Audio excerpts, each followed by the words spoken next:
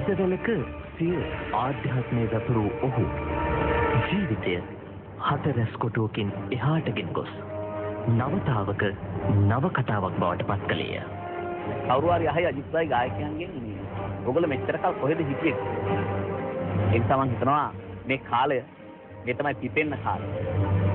මුල් කාලේ හීන පුරව ගන්න මිනිස්සු අපේ රටේ ඉතිහාසෙ ගොඩක් වෙලාවට මේ හීනත් එක්කම තමයි අවසාන හුස්ම හෙලලා මිය ගිහිල්ලා. අරුත් එක්ක පුරින්න විද කතා කරන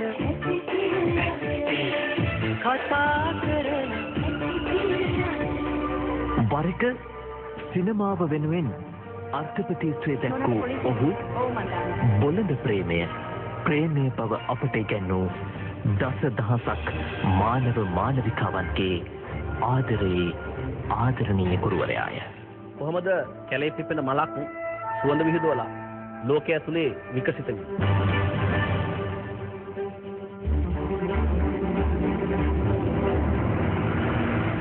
ඔහු උපුල් ශාන්ත සන්නස්කල නම් වන්නේය.